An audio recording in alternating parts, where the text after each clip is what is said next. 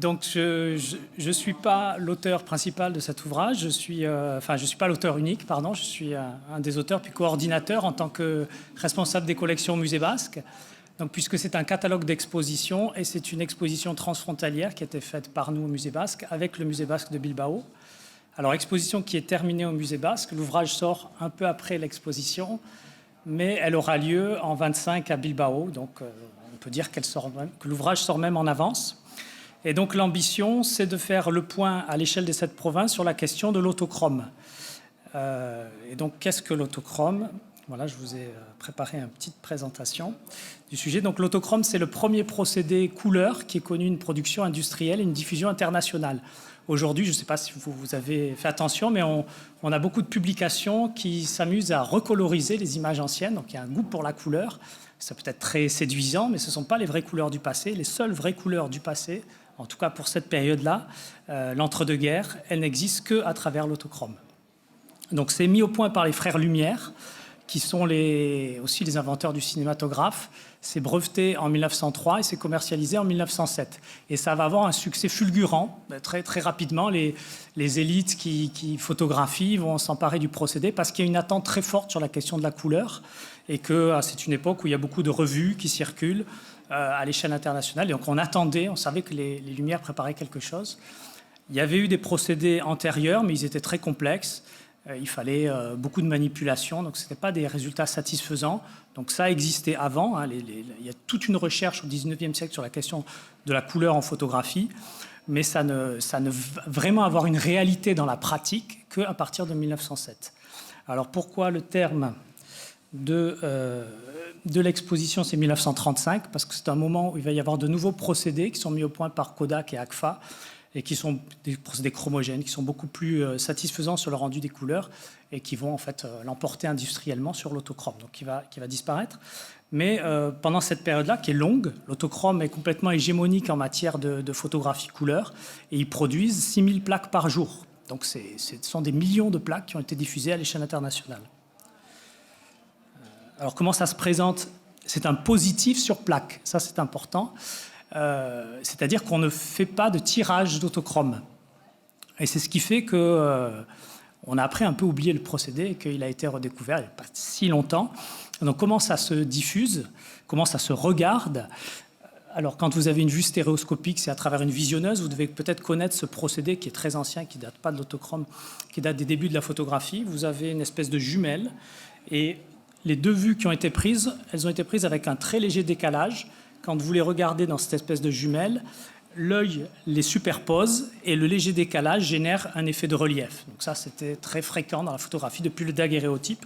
Donc l'autochrome utilise ce procédé. Et après, sinon, la vue simple, alors je ne vous en ai pas montré, mais une vue simple, tout simplement pour être projetée comme une diapositive.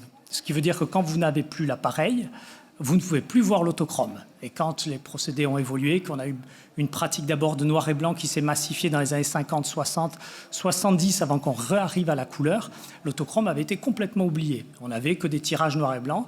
Et du coup, tout le monde avait un peu oublié qu'il y avait ces photos couleurs anciennes. Alors techniquement peut-être, mais je vais passer assez vite.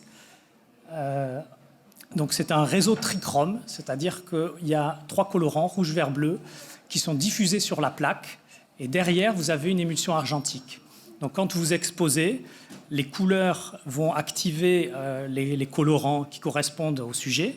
Et puis derrière, c'est l'image argentique qui va être formée. Donc, comme vous avez ici à droite l'image, en fait, c'est la forme, les ombres, c'est donné par l'argentique. Et par-dessus, vous avez ce réseau de colorants. Quand vous le voyez au microscope électronique, ça donne ce côté-là, donc un peu pointilliste. Et alors, ce qui est toujours amusant de dire, c'est que le support de ces colorants, c'est de la fécule de pomme de terre. Alors, les Lumières avaient trouvé ce procédé en compressant très fortement la fécule. Alors, je crois que c'est 7000 grains à millimètre carré, donc c'est énorme. Ça permet de bien diffuser les colorants à l'échelle de la plaque. Alors, l'inconvénient de ça, c'est que comme il faut que l'image traverse d'abord le réseau de colorants avant d'imprimer l'argentique, en fait, il y a un temps de pause qui est plus long.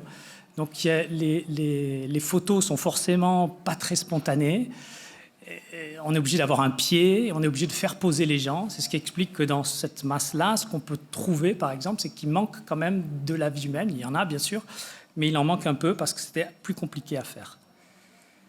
Donc nous, on avait dans notre fonds photographique ancien au Musée Basque à peu près une trentaine d'autochromes que moi j'ai découvert il y a une dizaine d'années. Je ne connaissais pas, j'étais très très surpris de voir le passer en couleur enfin. Alors on a des milliers de noirs et blancs et tout d'un coup il y avait quelque chose qui se passait. La couleur, c'était autre chose et on a eu envie de réfléchir à ça à l'échelle du Pays Basque, ouvrir une fenêtre en fait sur le passé en couleur.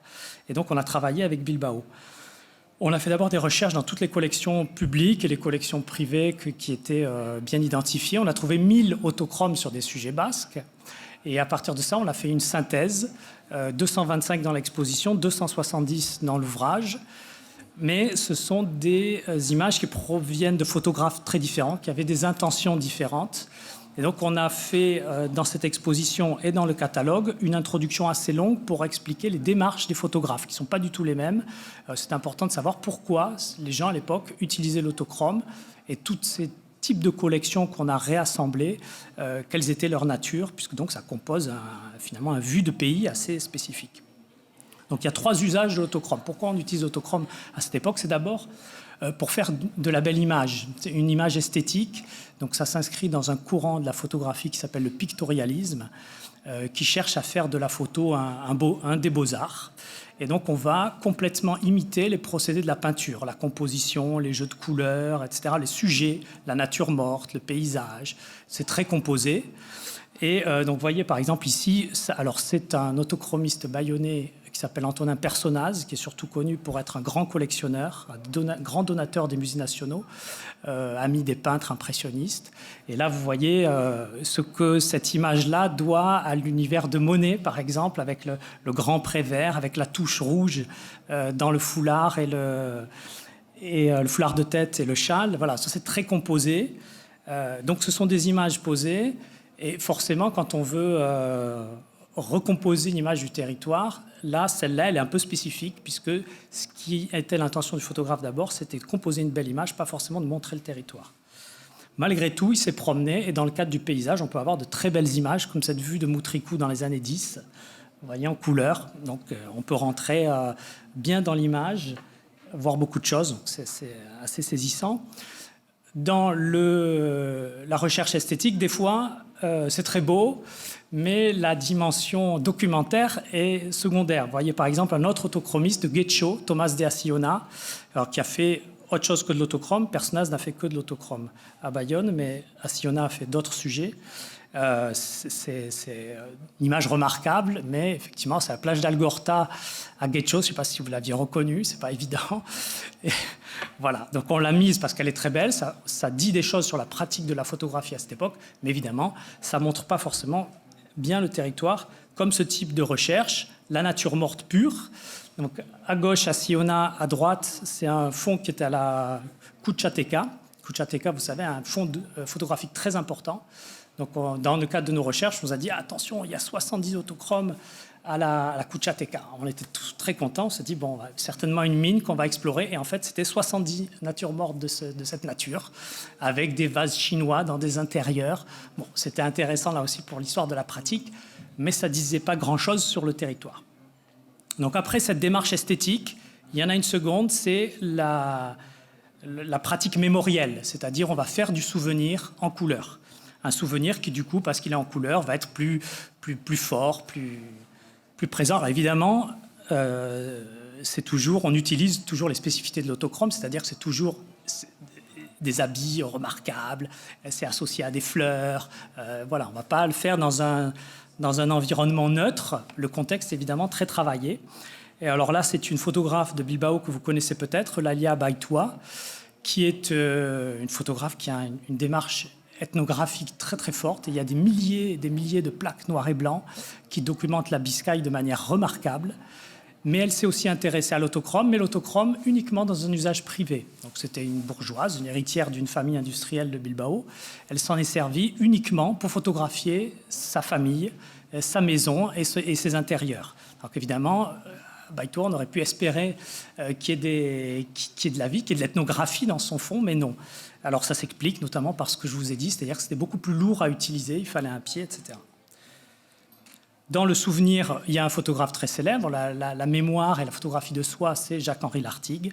Il y a quelques autochromes, mais on les a mises parce qu'évidemment, Lartigue, c'est toujours très particulier, très fort, très graphique.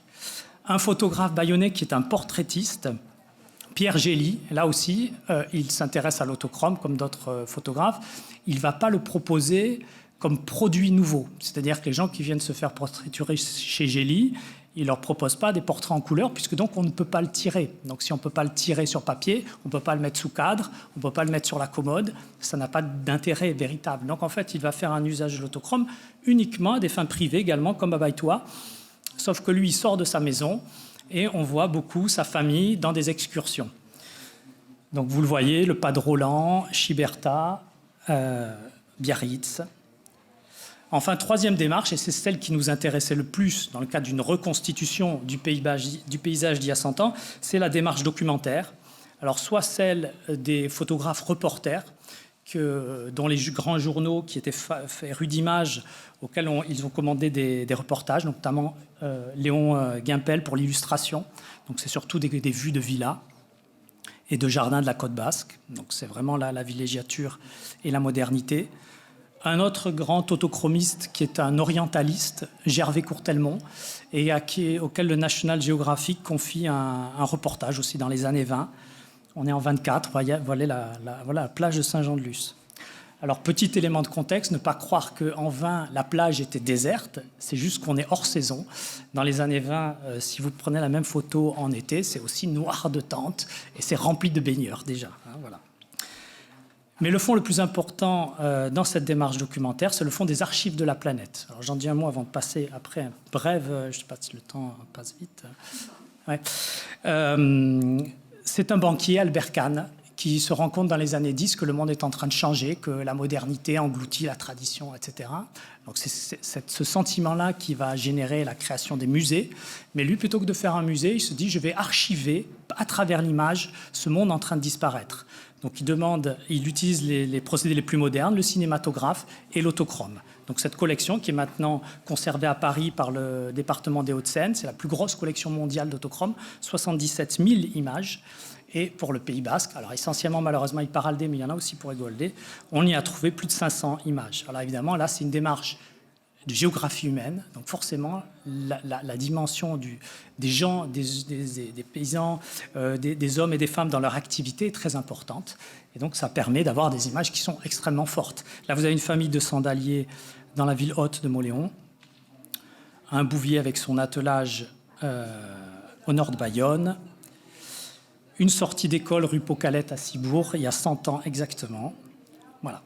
Donc après, le catalogue, il est conçu en 3 parties. La première, je dis, c'est une introduction, qu'est-ce que l'autochrome et pourquoi ce projet. La deuxième, ce sont les types d'usage de l'autochrome avec les différents photographes. Et après, on a laissé une grande place à l'image, l'album, voilà, où on parcourt des choses qu'on connaît mais qu'on voit enfin en couleur. Voilà. Alors, une question, est-ce qu'il y a une spécificité de l'autochrome par rapport au noir et blanc ?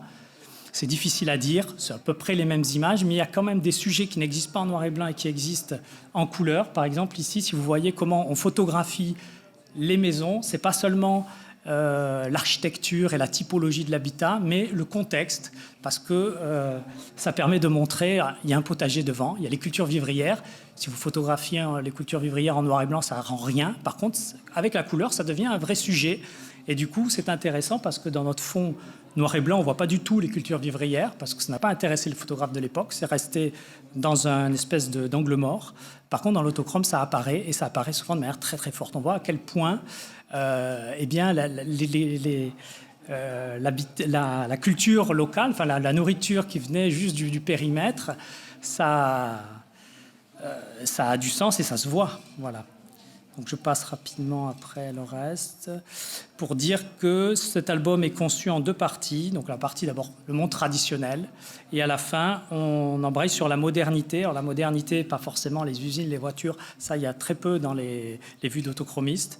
mais plutôt les nouveaux types d'architecture liés aux nouveaux usages du territoire, qui sont principalement la villégiature. Et je trouve cette image remarquable à ce titre, puisqu'on voit donc Fontarabie, ça c'est vers 1910, le village de pêcheurs avec tous les petits bateaux. On voit qu'il y a une activité de pêche traditionnelle encore forte, et puis arrive en plein milieu, là, sur un espace qui est drainé, un immeuble tout à fait différent, d'un style architectural tout à fait différent, d'un volume aussi différent des maisons à côté, et tout d'un coup, le paysage se transforme très fortement.